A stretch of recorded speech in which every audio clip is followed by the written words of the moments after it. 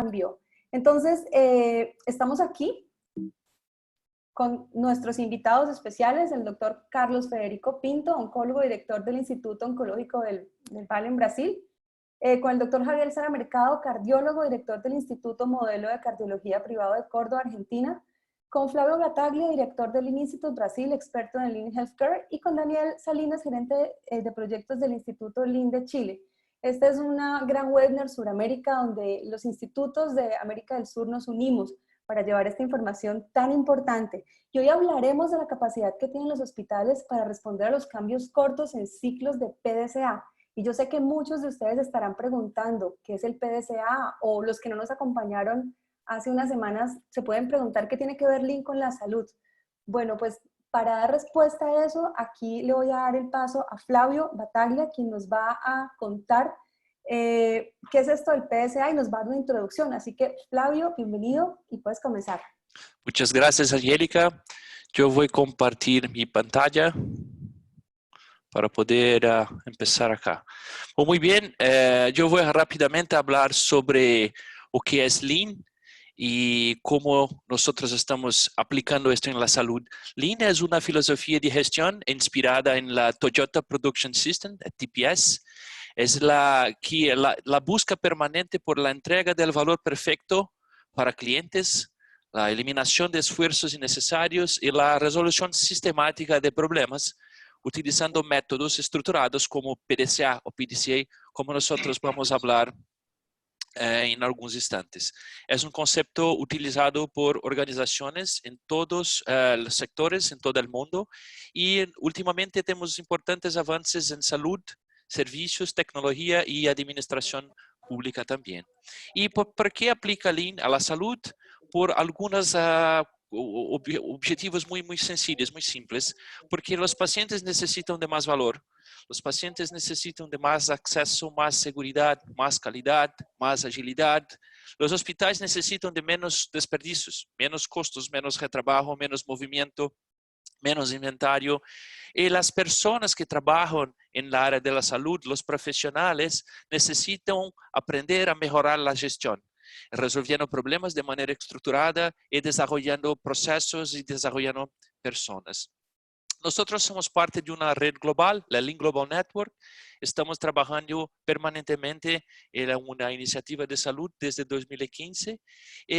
Nuestro último webinar fue sobre un artículo que nosotros publicamos en Planet Lean, pero en 2 semanas, como ha dicho Angélica, mucho ha cambiado.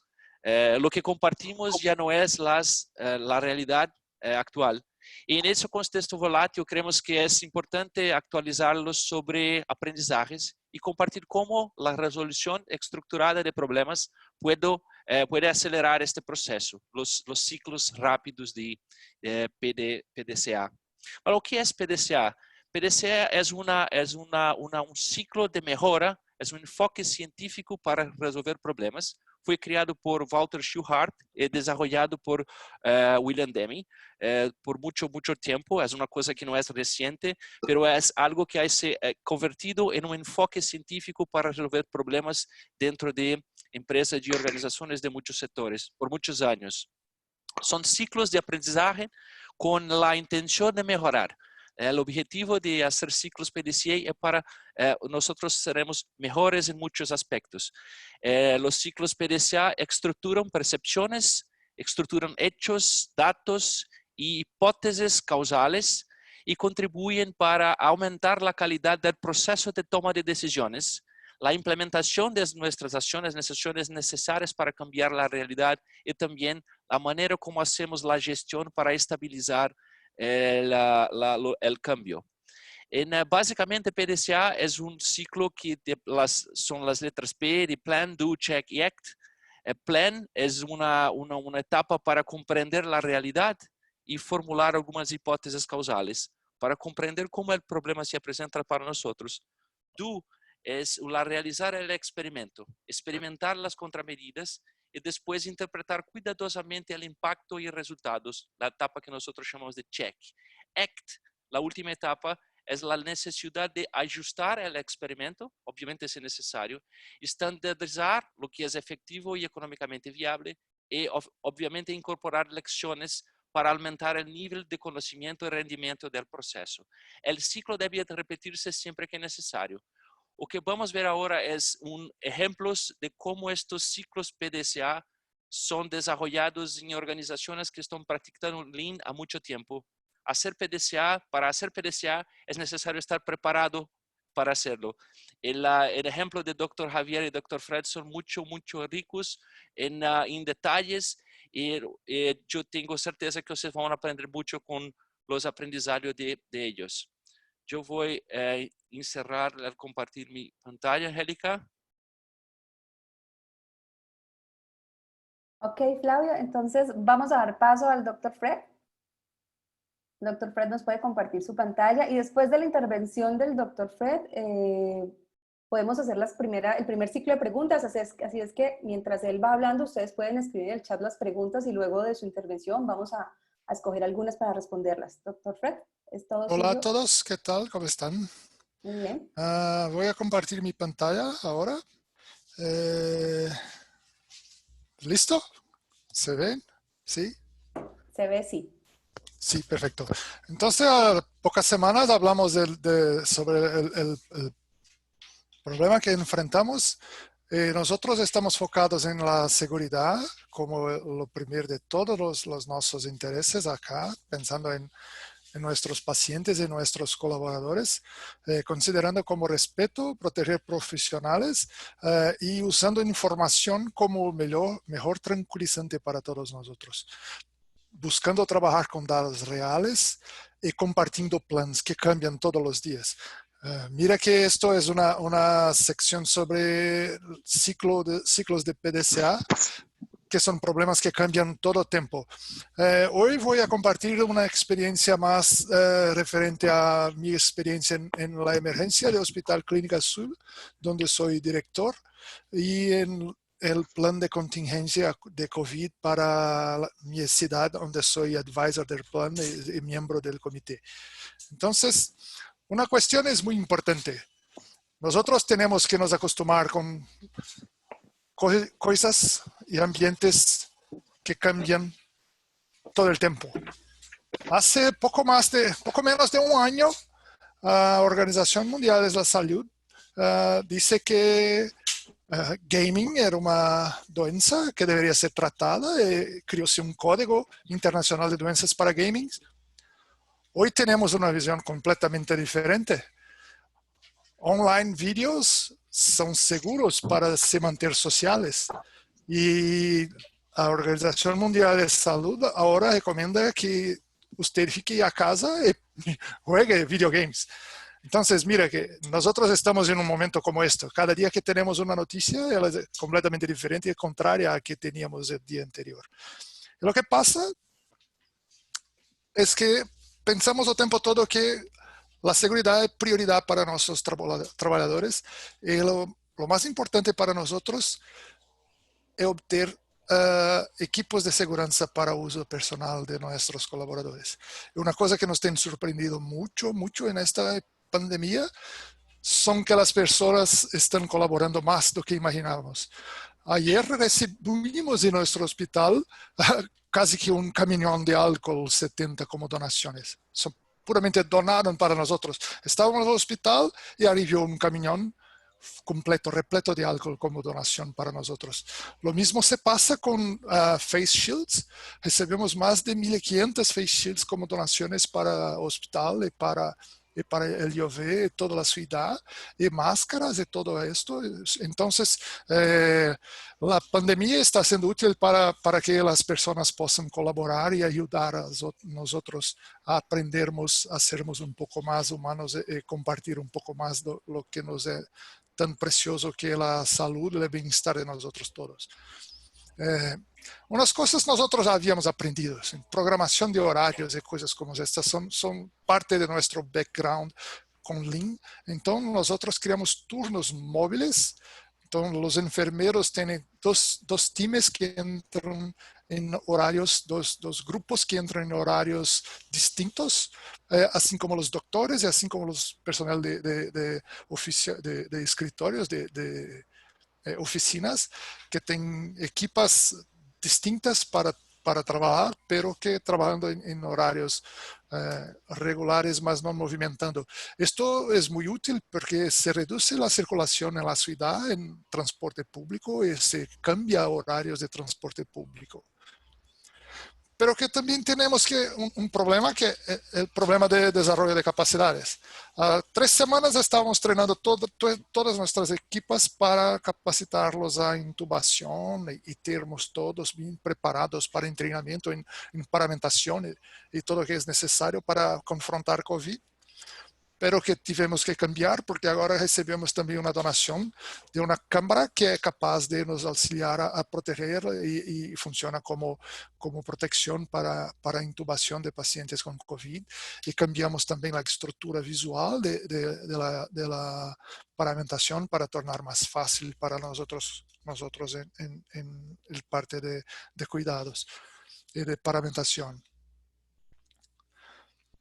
El plan que teníamos hace 3 semanas se cambió un poco, pero que nosotros tuvimos que hacer algunos pequeños ciclos de PDCAs referidos al flujo de paciente. Percebemos que había un escape de detección en pacientes del flujo de COVID. Los pacientes que eran sospechosos de COVID eran seleccionados como la ADA, pero que en pequeños ciclos preguntamos para nosotros, ¿cuántos escapan al día? Testamos diferentes cuestionarios y probamos un cuestionario a cada 2 días. Y al fin regresamos al original, que era más simple, pero que con una versión muy más visual y muy más práctica de ese uso.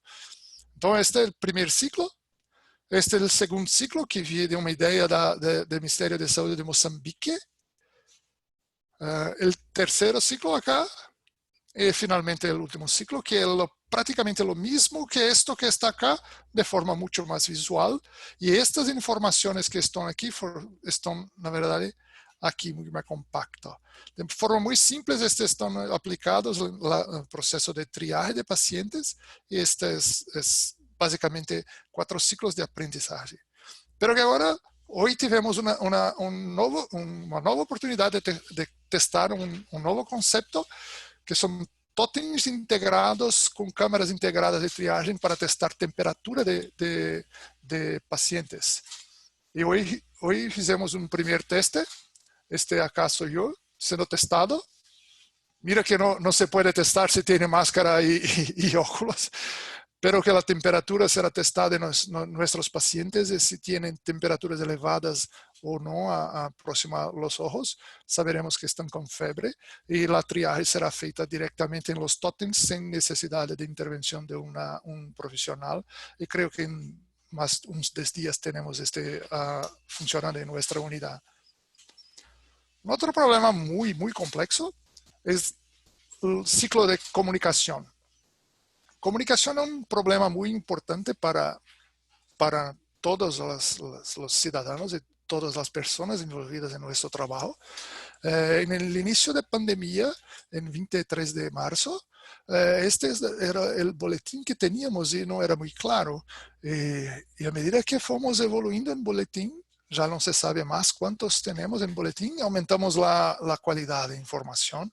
Y esto fue siendo a cada vez que creábamos un nuevo boletín de informaciones, adicionábamos informaciones sobre el número de camas ocupadas en unidad de terapia intensiva, en enfermería, en hospital privado, en hospital público, de casos positivos y de casos sospechosos.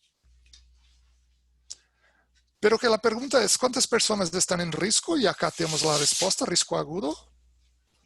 Ahora, el problema es que cuántas personas están en riesgo y cuál es la real demanda que tenemos.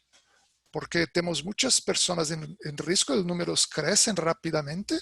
¿Cómo se puede tener una información más clara sobre lo que pasa? Buscamos esta información intentando traer tajas, números de pacientes, ocupación percentual en camas de unidad de terapia intensiva, enfermería, con pacientes sospechosos de COVID en toda la ciudad. Entonces, cuando miramos a estos números, sabemos que tenemos 35% de los pacientes internados, dos lechos destinados a COVID ocupados, pero solamente 10% o 3% de los lechos de ocupación total en nuestra ciudad. Esto es la definición clara para nosotros de capacidad y demanda. Y mirando para estos números, tenemos bastante confidencia de que tenemos una condición estable. Y esto se pasó porque hoy lo que pasó en la línea del tiempo de pandemia en nuestra ciudad es que cuando la Organización Mundial de la Salud declaró pandemia, en pocos días creamos un comité local y naturalmente las escuelas cerraron y el comité determinó que shoppings y tiendas comerciales todas cerradas y restaurantes y todos los otros. Y ya teníamos un plano 1.0. Dentro de este plano creamos un nuevo flujo que yo ya mostré previamente en otro webinar. Después de esto teníamos un plano 2.0 y la medida de estos son casos nuevos, sospechosos de positivos o sospechosos de COVID, y estos son los óbitos en nuestra ciudad. Por vuelta de primer webinar, cerramos ambulatorios y ya creamos un plan 2.5 que fue lo que ya presenté a ustedes, con una estructura de transformando ambulatorios en unidades de internación para COVID, pero que nuestra curva de contaminación estaba baja. La ciudad decidió crear pruebas en ciudadanos para un plan 3.0. Entonces, a partir de este plano, voy a mostrar lo que pasa ahora con nosotros. Estos son los datos de hospedaje de nuestro hospital.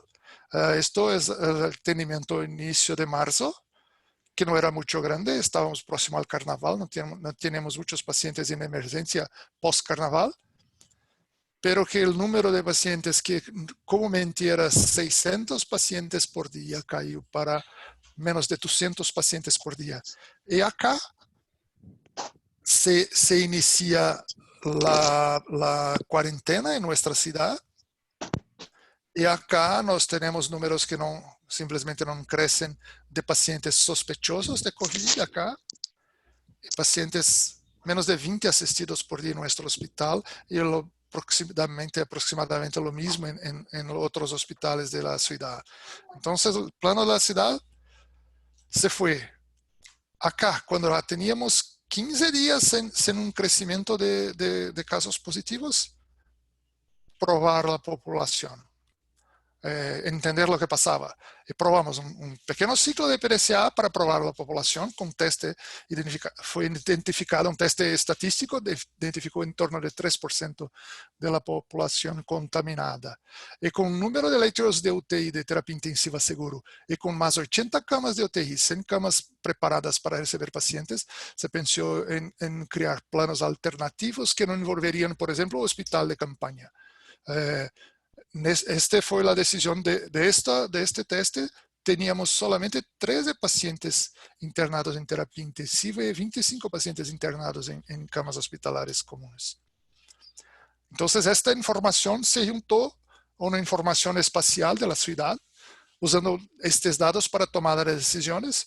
Lo que es importante para nosotros saber quiénes son los pacientes que están contaminados por COVID, y si esta contaminación por COVID es de alto riesgo, si se envuelve ancianos o no, y dónde están los ancianos de nuestra ciudad. Entonces, la área roja, la alta concentración de ancianos, y puntos verdes, alta concentración de casos positivos de COVID. Entonces, el hospital que ficamos está justo acá, en una área que tiene ancianos y que tiene una concentración relativamente alta de pacientes positivos. Estas son áreas focos para distanciamiento social y aumento de vigilancia para garantir que no haya tiendas abiertas y que no haya comercio funcionando, a pesar de tener una cuarentena declarada en la ciudad. pero que lo saben que no muchas personas se cumplen la cuarentena. Entonces, con esos datos, entendiendo que estas son áreas más críticas, mira que tengo una área más crítica acá que no tenemos casos, así como una otra área crítica acá sin casos. Entonces, decidimos que podríamos cambiar el plan original, que sería crear un centro de rehabilitación, transformando el centro de rehabilitación en una emergencia COVID. Y este plano seguió, está listo, está operando, pero que nuestro hospital, que sería un hospital que cambiaríamos todo el flujo para crear una área nueva y una enfermería nueva de COVID, decidimos no hacerlo y hacerlo el plan original, que sería usar el predio de ambulatorios para traer el laboratorio que estaba en el predio original, creando un plan 3.0, que sería, como tenemos una nueva configuración de epidemia, el pico está extendido y tenemos más tiempo para cambiaríamos una área del laboratorio y oficinas administrativas de nuestro hospital para un otro predio donde sería una área emergencial para COVID, y traeríamos para esta área las enfermerías y nuestras camas, 36 nuevas camas en el mismo edificio donde ya se tienen camas hospitalares, para que nuestro hospital sea entonces un hospital non-COVID. Entonces, nuestro hospital ahora tendrá más 36 nuevas camas para pacientes que no sean COVID. En 3 semanas, aproximadamente al final de mayo, del mes de mayo, tenemos estas 36 camas, estas en medio de mayo, estas dos en medio de mayo, y al final de mayo tenemos, y nosotros tenemos entonces una parte de un hospital que es un poco más completo. Tuvimos la oportunidad de tener más tiempo con la lentitud del progreso de la epidemia en nuestra ciudad, y tuvimos tiempo para cambiar planos.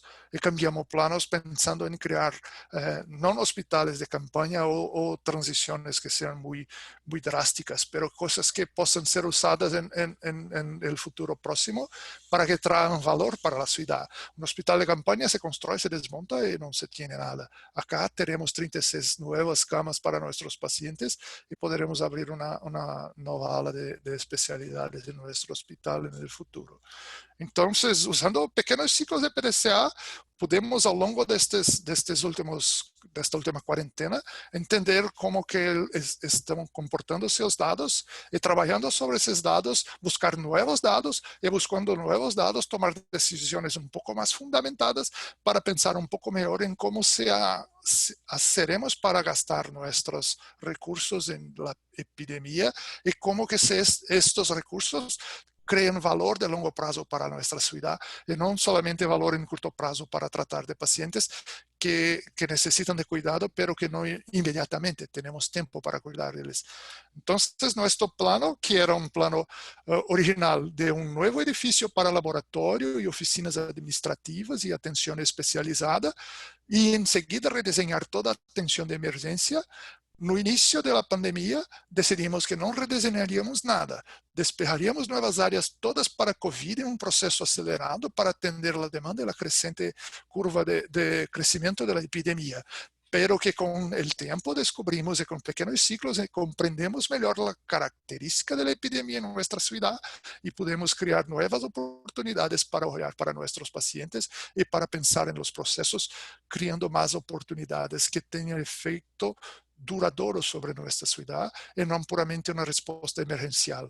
El plan actual de pandemia entonces sería un rediseño parcial de la emergencia.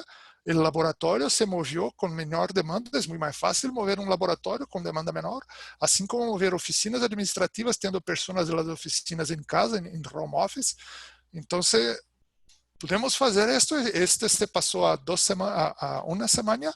Estamos ahora trabajando en 36 nuevas camas para COVID, porque el crecimiento de la epidemia, la curva está más blanda, y con la curva blanda podemos pensar más y desenvolver un esfuerzo más coherente, más resoluto, pensando en el futuro y no solamente en el corto plazo. Entonces, si la DONE es móvil, tenemos que pensar que la movilidad hace parte de nosotros, de que diante de tanta movilidad hay que se refletir todos los días. el ciclos de PDCA son reflexiones rápidas y nosotros estamos haciendo estos todos los días. Y a cada día que pasamos pensamos un poco mejor sobre cómo crear nuevas oportunidades que puedan nos ser útiles en futuro y no solamente ahora, una vez que tenemos datos para trabajar. Lo importante es planeando con base en datos y creando análisis concretas de lo que se debe hacer en medio, corto, medio y largo plazo. Creo que esto es lo que tenía para mostrar a ustedes. Estoy abierto para preguntas. Hay dos preguntas acá. La primera la hace Oscar Rubiano. Una de las fortalezas del Lean es que es altamente reactivo bajo condiciones no extremas de demanda. ¿Cómo se ha reaccionado para evitar el colapso? Entonces, voy a retornar un poco más en mi presentación acá, porque acá nosotros tenemos un pequeño ejemplo de cómo nosotros hacemos con el colapso. No, ¿dónde está?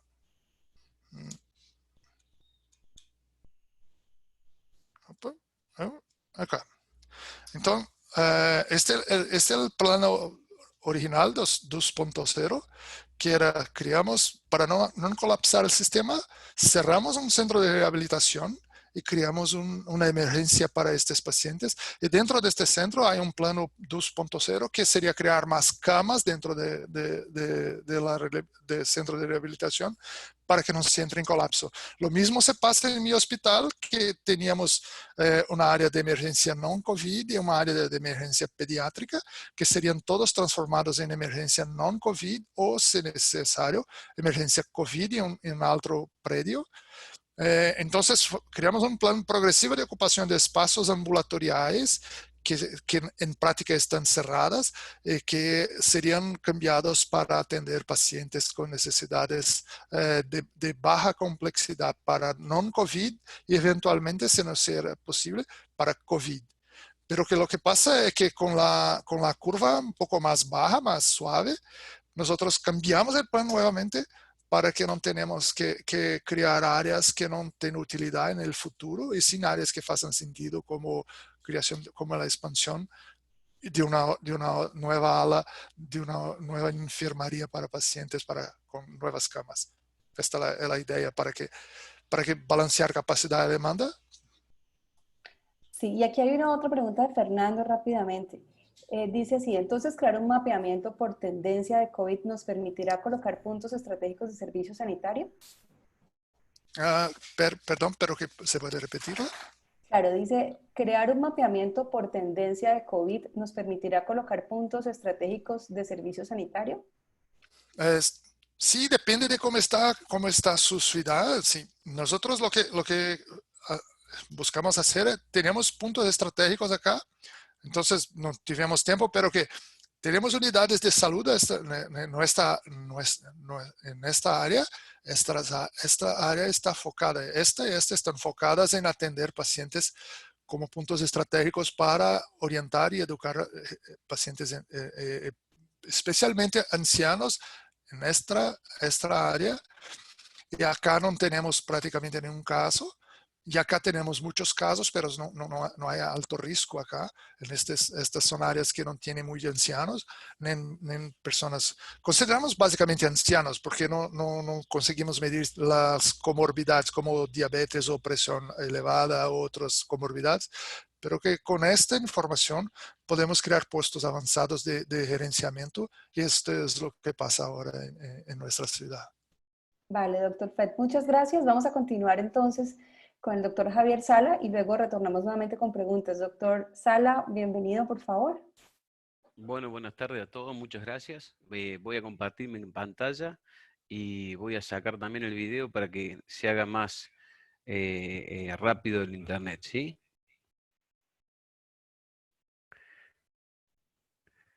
¿Me avisas, por favor, si pueden ver la pantalla? Sí, sí estamos viendo. Bueno, perfecto. Desde ya es un enorme placer para mí participar nuevamente de este tipo de webinar, así que agradezco a los Lean Institute de Brasil, Colombia y Chile por esta invitación. En esta corta presentación voy a compartir con ustedes algunos ejemplos prácticos que nosotros hemos utilizado y donde hemos usado PDCA como recién explicó también Fred y Flavio, para mejorar nuestra institución para poder enfrentar el COVID-19. ¿Se escucha bien? Sí, se escucha perfecto. Perfecto. Bueno, una de las principales dificultades que tienen los países que se encuentran afrontando el brote de COVID-19 en estos momentos es la escasez de equipos de protección. Y el uso racional para nosotros, ¿no? de equipos de protección o EPP en nuestra institución va a ser crucial para poder garantizar la seguridad de nuestro personal y también así poder brindar una mejor calidad de atención a nuestros pacientes. Desde la declaración de la cuarentena en Argentina, que se hizo el 19 de marzo, hemos visto que nosotros en los servicios de internación, de consultorio, de cirugía y de hemodinamia, una disminución de la actividad. Por lo cual nosotros esperábamos una disminución en la utilización de los equipos de protección personal. Sin embargo, lo que vimos nosotros ahora en marzo fue un aumento del consumo de batas, de guantes, de barbijos, de cofias, una disminución de las botas que coincide con lo que nosotros esperábamos, y se comienzan a utilizar también las gafas. Este aumento desmedido en el consumo fue para nosotros una preocupación, que lo llevamos al comité de crisis y evaluamos qué acciones concretas podíamos tomar para optimizar la utilización. Si bien se analizaron todos los equipos de EPP, nos vamos a centrar ahora en esta presentación en cómo nosotros optimizamos el uso de barbijos y de guantes, a modo de ejemplo. Y utilizamos los ciclos de mejora continua de PDCA justamente para poder ir mejorándolo cada vez más. Así surge la primera versión. Como vimos, el aumento de la utilización de barbijos quirúrgicos fue casi del 130% en marzo, por lo cual la estandarización de barbijos era fundamental. Entonces empezamos por definir cuáles eran las áreas que debían comenzar a utilizar los barbijos básicos, que llamamos nosotros, y cuáles eran los que debían utilizar los barbijos quirúrgicos. Y así surge esta primera versión que presentó el comité de crisis, como vemos en pantalla. Luego del primer ciclo de PDCA, se agregó el barbijo N95 y la protección facial. Y también se rediseñó la planilla buscando mejorar la información, como vemos acá en la segunda versión. El 7 de abril el comité de crisis decide la utilización obligatoria de barbijo en toda la institución y se decide protocolizar la reutilización también de barbijos por horas de uso, por lo cual se rediseña y actualiza la planilla, surgiendo así esta tercera versión que vemos acá. En la cuarta versión, esta surge a partir de tratar de optimizar aún más nosotros qué tipo de EPP deberíamos utilizar según el paciente que estuviese en áreas destinadas a COVID-19 o áreas no COVID. También se especificó qué tipo de EPP se debe utilizar por profesional en las distintas áreas, ya que aquellos que están más expuestos a las vías aéreas de los pacientes tienen mayor riesgo de contagio, y también se evalúa el tipo de actividad por profesional y por procedimiento. Esta es la versión actual. Se agregó el uso obligatorio de gafas en el internado o protección facial para todo paciente que se encuentre internado, ya sea COVID o no COVID, y también se rediseñó la planilla para poder tener una mejor interpretación. Una de las cosas que recalcó recién el doctor Fred es que la información da tranquilidad y para nosotros era fundamental que fuera clara la información.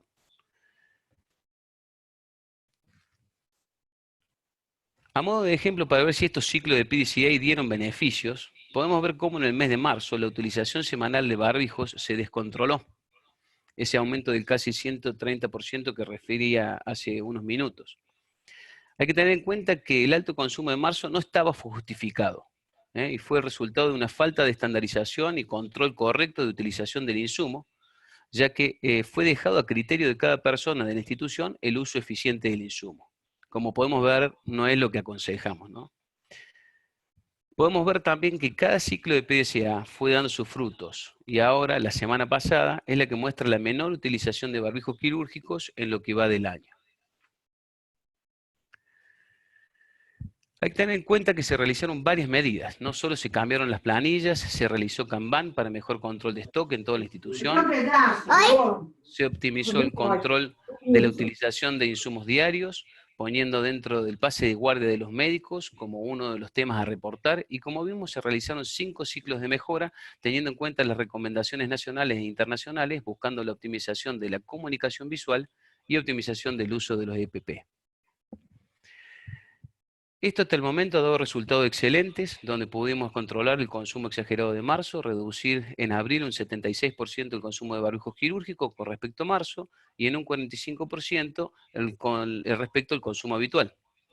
Esto último está más alineado a lo que deberíamos ver de consumo correcto y responsable, acorde a la cantidad de pacientes que hemos recibido en abril, que ha sido menor que la cantidad de pacientes que recibimos en marzo por la cuarentena. Como les comenté al principio, otro insumo de equipo de protección personal que se descontroló fue en marzo los guantes. Acá vemos en gris la utilización de guantes en los distintos servicios de la institución y vemos cómo en marzo fue un mes atípico, más teniendo en cuenta, como les dije, que el 19 de marzo se declaró esa cuarentena en la Argentina, por lo cual nosotros esperábamos una disminución en la institución, en la utilización de guantes y no un aumento. Se comprobó un aumento significativo del consumo en UTI, internado, quirófano, hospital de día, farmacia externa, limpieza, hemodinamia, o sea, en muchas áreas.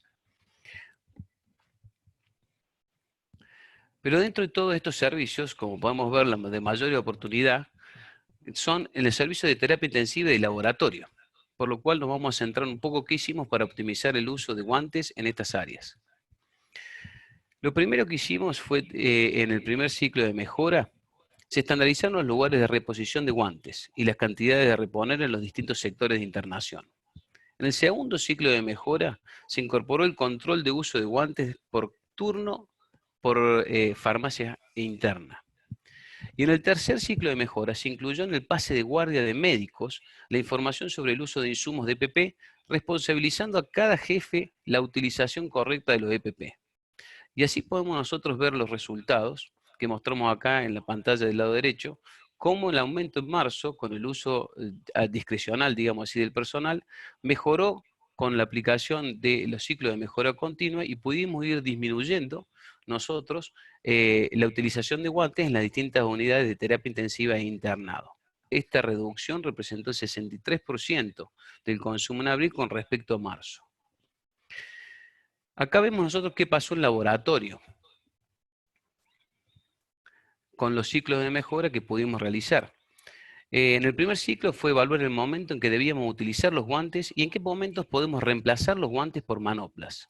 En el segundo ciclo trabajamos en estandarizar la utilización de guantes en los pacientes ambulatorios. Vemos en estos gráficos que se ve acá, fundamentalmente en abril, que la primera disminución fue debido a una disminución de pacientes con la cuarentena instaurada por el gobierno, pero la segunda disminución fue debido a los ciclos de mejora, ya que la demanda de pacientes se mantuvo y es más, ha comenzado a aumentar en los últimos días. Todas estas medidas han llevado a una reducción total de la utilización de guantes diarios en pacientes ambulatorios en un 87% comparado con el promedio previo. Esto nos muestra también que este trabajo línea institucional para prepararnos mejor para cuando se dé la etapa de aceleración de la enfermedad nos va a ayudar a una utilización más eficiente de los recursos. Como quizás les pasa a muchos, cuando comenzó el miedo de esta pandemia salimos a armar también nosotros rápido estaciones de EPP en la institución. Acá vemos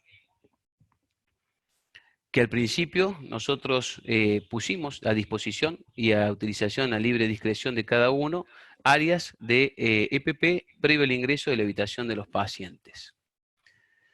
Eso no fue muy eficiente, lamentablemente se descontroló como vimos el uso, y realizamos entonces PDCA estableciendo sistemas de Tubing Kanban rápidamente, lo cual nos llevó a estas segundas imágenes que permitieron conocer diariamente la cantidad de cada uno de los insumos, pero nuevamente evidenciamos otro problema con estos insumos que estaban en un área de pacientes COVID.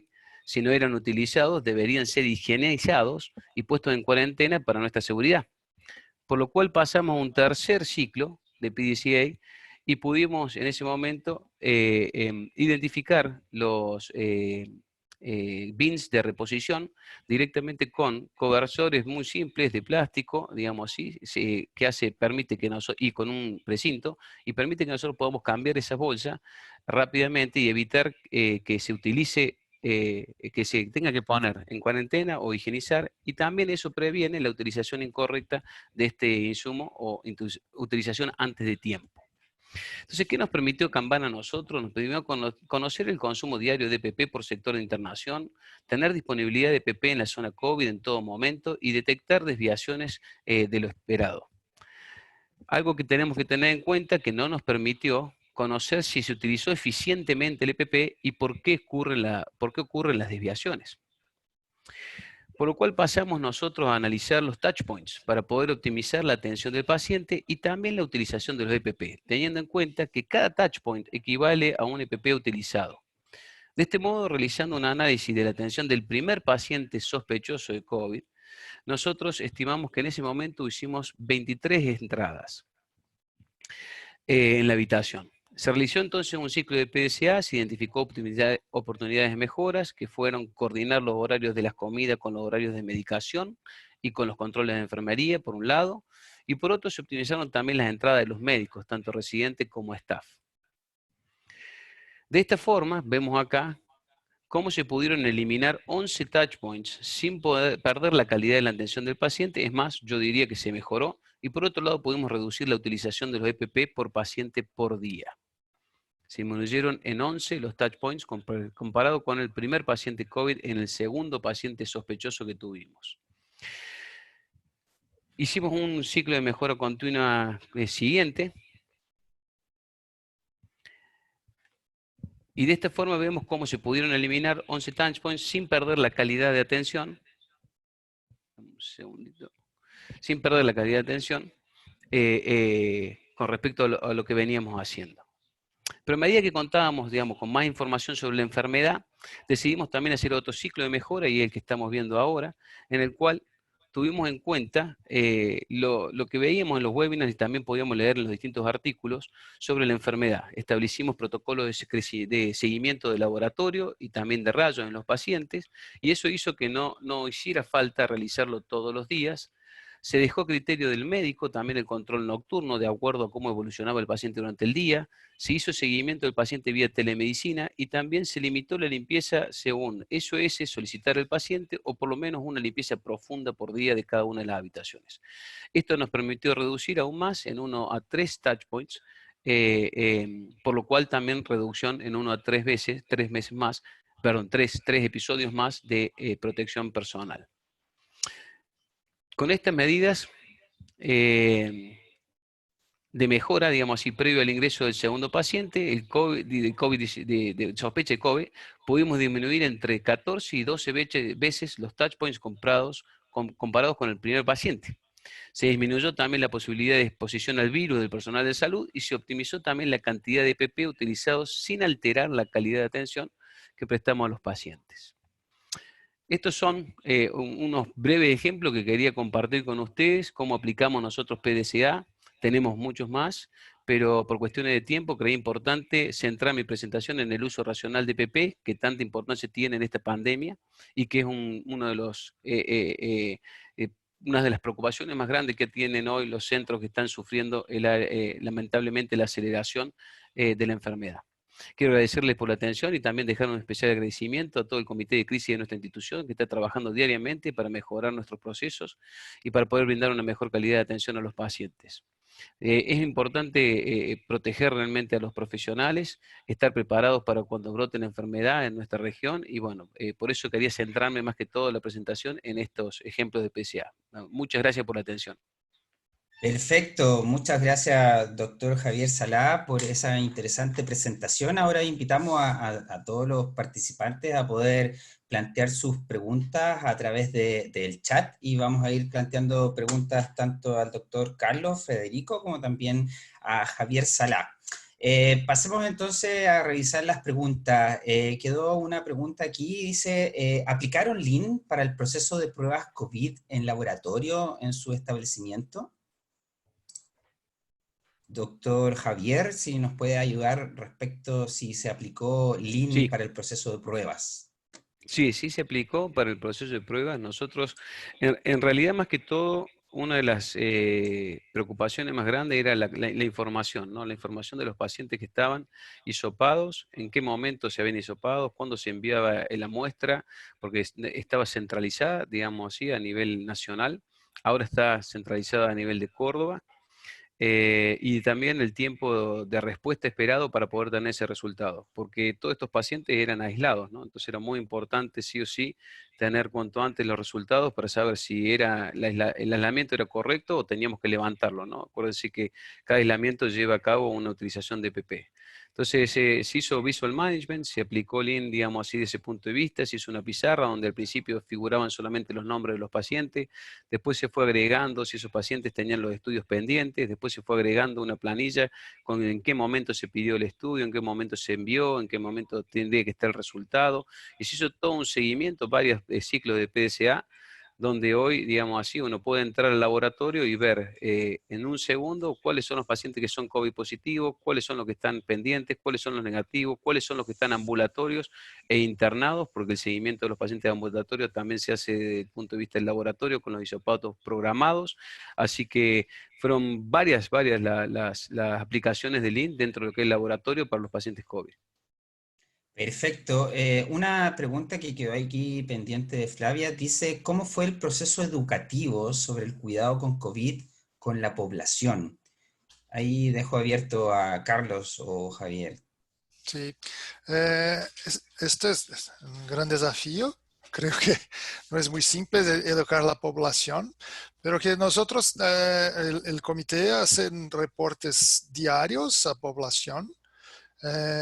Tenemos también notificaciones en la TV, en radio, educación y información relativas básicamente a la calidad de la información y la localización de los pacientes con COVID en nuestra región y la importancia del distanciamiento social, de la cuarentena. Mira que nosotros estamos ainda en cuarentena acá, entonces tenemos tiendas cerradas, shoppings todos cerrados, y ahora no tenemos así, actividades con mercados, con tiendas de construcción, pero no hay tiendas de otros tipos abiertas, ni tampoco restaurantes o bares. Entonces, ainda vivimos en cuarentena acá. La adhesión es puramente con la idea de que la ciudad está siendo capaz de demostrar que la tasa de infección es muy baja y que esto es positivo para nosotros. Bien, Daniel, ahí sí, podría compartir con adelante, ustedes por si favor. quiere. Voy a compartir la pantalla, pero esto está alineado a lo que recién preguntaban hace 2 segundos. Ujú. ¿Eh? Entonces, esto es para mostrarles un poco cuáles las herramientas Lean que fuimos utilizando en el laboratorio. Y acá lo que vemos justamente es el Visual Management del COVID-19 en el laboratorio central nuestro. Este es un pizarrón que tiene el laboratorio para posibles generadores de eventos adversos, donde hay, si hay, por ejemplo, algún paciente sin ID, algún tipo de información que es importante tener en cuenta, pacientes que tengan, digamos, riesgo también para el que toman la muestra, pero ahí ven que cómo se hizo al principio simplemente el nombre del paciente, después se fue agregando, digamos, la sala y la cama, el resultado si era positivo o negativo. Después, en el segundo ciclo de mejora, se dividió ya el pizarrón, se le dio más trascendencia, digamos, al COVID, y se dividió entre pacientes internados y pacientes ambulatorios.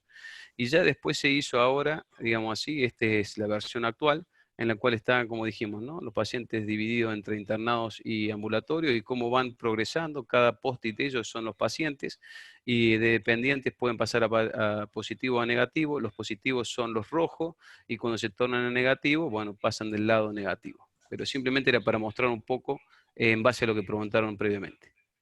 Muy interesante, muchas gracias. Otra pregunta dice, ¿cómo se redujo el delay de aumento de la capacidad? Don Carlos. El delay de aumento de capacidad, creo que solo la cuarentena es capaz de hacerlo. Reducción de distanciamiento social y afastamiento. Esto creo que es una estrategia que fue muy bien sucedida en nuestra ciudad, que mira que cuando la pandemia se fue declarada por la Organización Mundial de Salud, en pocos días teníamos nuestra cuarentena establecida acá y teníamos claro para nosotros que necesitábamos tener muchos planos para contener la pandemia. Este ha sido muy útil y nosotros no estamos enfrentando muchas dificultades. Mira que tenemos poco más de 10% de las camas en hospitales ocupadas con pacientes de COVID ahora. Nuestro problema es exactamente el contrario de esto. Nos tenemos camas muy libres de hospitales con problemas de mantener su personal porque no tienen recursos para mantener personas trabajando sin recibir por procedimientos, por operaciones y cirugías. Entonces, el desafío es cómo estar en equilibrio en un momento como esto. Perfecto. Otra pregunta plantea si el sistema de salud argentino y brasilero tenían ya desde antes antecedentes respecto del IN, ¿desde qué nivel se partió? Bien. Esta es una pregunta interesante porque nosotros trabajamos desde 2006 y yo en Flavio Batalla, que está con el hospital de municipio de la ciudad, un hospital que es un hospital de 400 camas, que ahora tiene 500 camas, tiene 100 camas a más por cuenta de COVID, pero que en áreas que son adaptadas como el centro de rehabilitación. Desde 2016 trabajamos con ellos en desenvolvimiento de Lean, en la emergencia, en las enfermerías, logística, suprimientos, manejo de pacientes. En el otro hospital que estoy a dirigir también tenemos una iniciativa y desde 2018 trabajo con la ciudad como advisor para desenvolver proyectos Lean. Creo que una parte relevante de se crear un gabinete y un comité de crisis tan fácil y tan rápida habría sido esta experiencia en el gabinete de la Secretaría de Salud, que estaba pero que reuniéndose periódicamente como un gabinete, como un comité de crisis, pero que sin crisis, meramente haciendo huddles, encuentros de turno semanales y diarios, y les tiene a la una oveja room, una sala de guerra. Esto permitió a ellos comprender en que estaban diante de un gran desafío y que una perspectiva Lean podría ser muy útil pensando en un comité con una sala de guerra, que es lo que tienen ahora.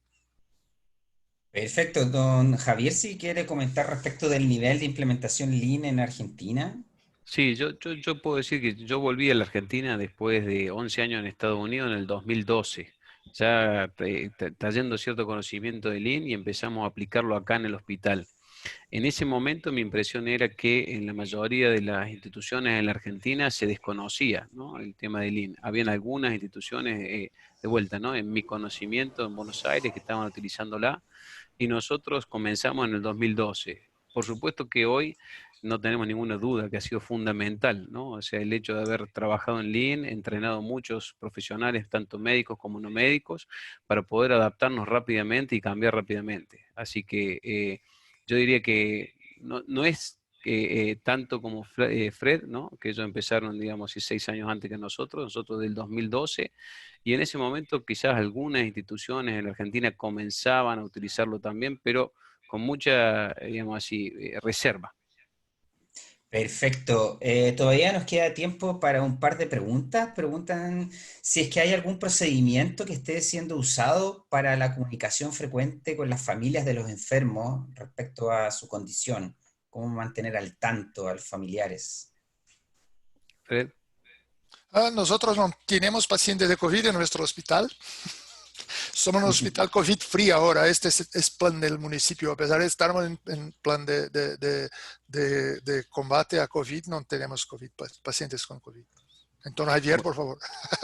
Sí, nosotros tuvimos, digamos así, en este momento tampoco tenemos pacientes internados con COVID, por suerte, estamos en la misma que Fred, pero en el momento que tuvimos un paciente internado se comunicaba fundamentalmente por parte de telemedicina con el familiar Es lo ideal, que el familiar no se presente, digamos así. Los pacientes tienen que estar aislados y justamente al familiar se le diagnosticó COVID también. Pero ese no requirió internación y se manejó ambulatorio. Perfecto. Y ya pasando a las últimas preguntas, plantean qué fue lo más difícil en la implementación del Kanban en relación con la reposición de los insumos. En nuestro caso, quizás lo más difícil fue que pensamos que poner Kanban iba a ordenar la utilización y a hacerlo más eficiente. Lamentablemente no lo hizo. Sí tuvimos, digamos así, una idea del inventario correcto y de qué estaba faltando y qué era lo que se consumía, pero no nos daba la idea clara de en qué se consumía y por qué se consumía, ¿no? Entonces fue fundamental para poder tener un registro visual, un inventario online, pero también dejó en evidencia que teníamos que trabajar mucho en la definición de la correcta utilización de cada uno de los insumos de EPP.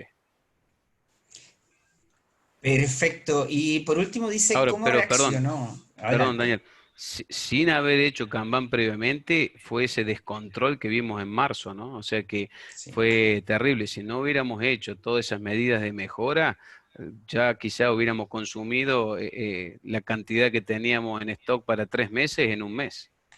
Ahora, complementando esa misma pregunta, plantean cómo reaccionó el personal frente a la racionalización o limitación del uso de los EPP. Sí, eso es un buen punto. Yo creo que lo más importante fue que se armó un comité de crisis multidisciplinario. El comité de crisis tiene la dirección, tiene médicos de mucho prestigio institucional, tiene bioquímicos, tiene farmacéuticos, tiene infectólogos, tiene clínicos, terapistas, cardiólogos. Entonces, es muy difícil, digamos así, la no aceptación de un comité con digamos, con tanto peso, ¿no?, específico dentro de la institución.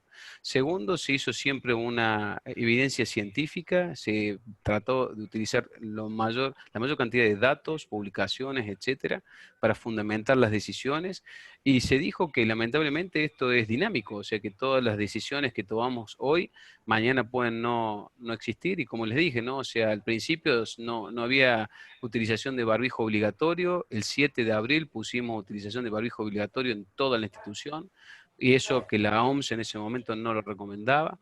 Después pusimos el tema de también gafas o protección facial para todo paciente que se va a ver en el internado o a la terapia intensiva. Entonces, como les digo, ¿no? Ha sido dinámico la comunicación. Se apagó el micrófono, Javier. Perdón, entonces creo que la comunicación, como dijo Fred, ha sido muy importante, y que sea evaluado por un comité de crisis con evidencia científica o la mayor cantidad de evidencia que se puede, porque es una enfermedad muy nueva que hace 5 meses no sabíamos nada.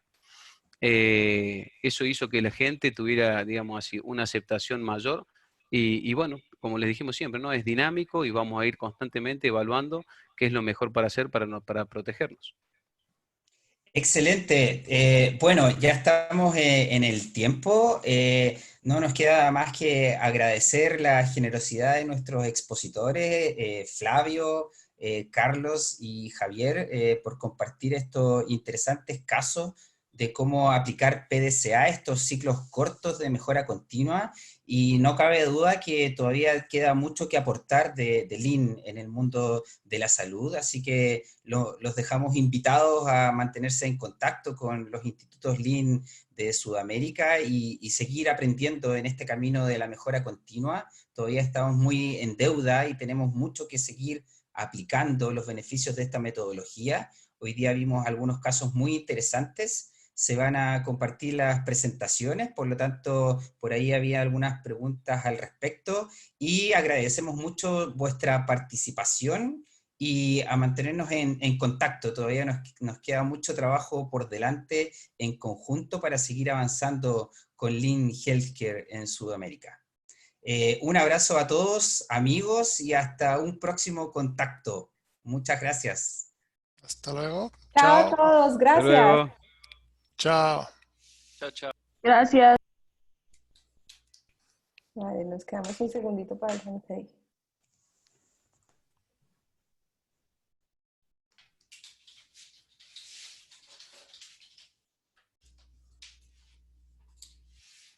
Gracias.